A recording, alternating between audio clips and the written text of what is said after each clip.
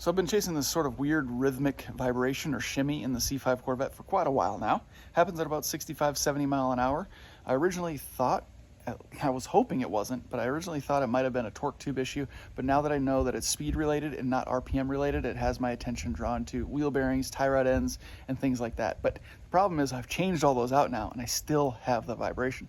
But there's one thing I did notice when I pulled all the wheels off to get them rebalanced, to eliminate that as a potential cause. I noticed that there was some greasy, gunky, grimy stuff literally caked on the inside of the rear passenger side wheel. I didn't notice anything weird under the car, but when I had the wheels off and I was looking into the wheel wells, look at that.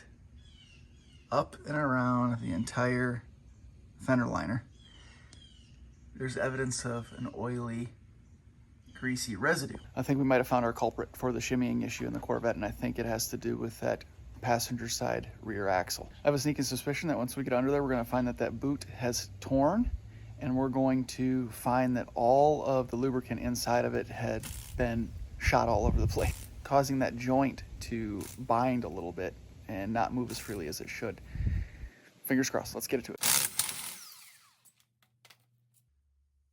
got these new Gorilla lug nuts too, with the knurled ends. Love them. Had them on all my cars. Great addition. Link in the description.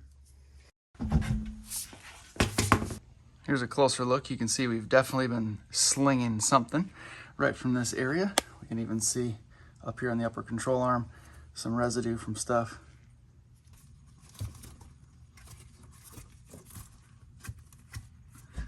Well, I don't see any breaks or tears in the boot itself, but something's definitely been leaking.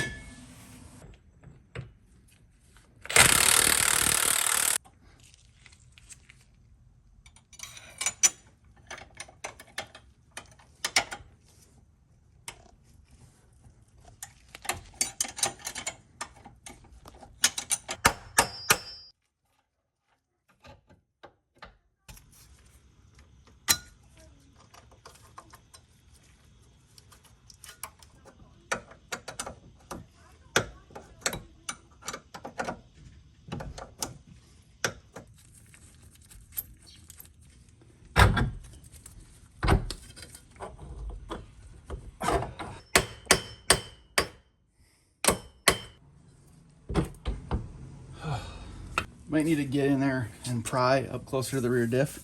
We're just gonna tug on it a little bit, kind of a little pop it, and hopefully she'll pop out. So you can feel the end of its give. Oh, see, it comes out that easy. But I don't wanna ruin the seal in there, even though I did get one. I don't wanna ruin the rear diff seal. So I'm going to be careful in pulling that little stub out of there.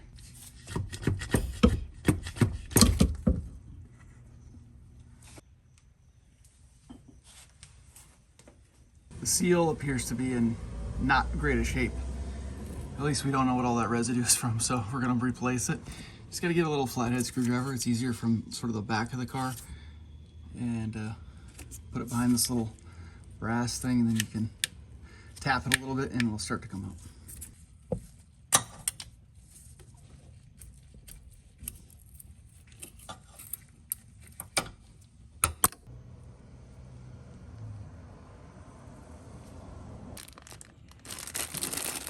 We got the right one.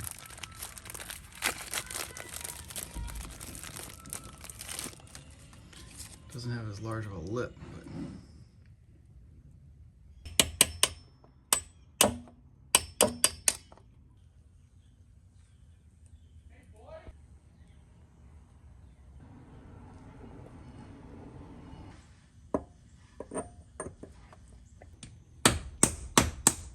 that is a little tough, I'm not gonna lie.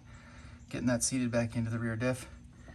Kind of line it up, try to get it as level as possible, get it started over top of that little ring, and then just some taps on the end of it with a rubber mallet. Whew.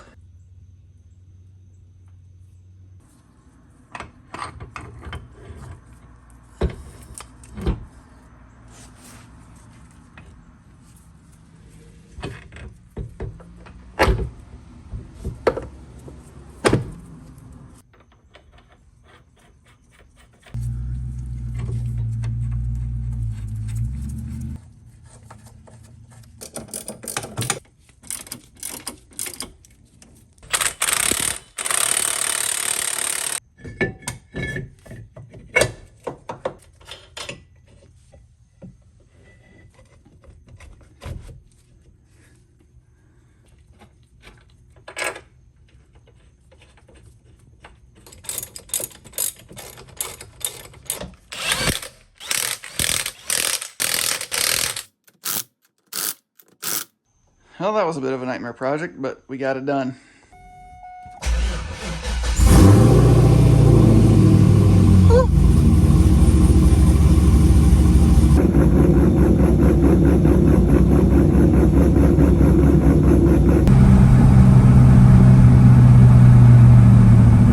Well, the good news is the axle needed to be changed and that project is done now. The bad news is that the shimmy is still kind of there. I guess we got to get the wheels rebalanced.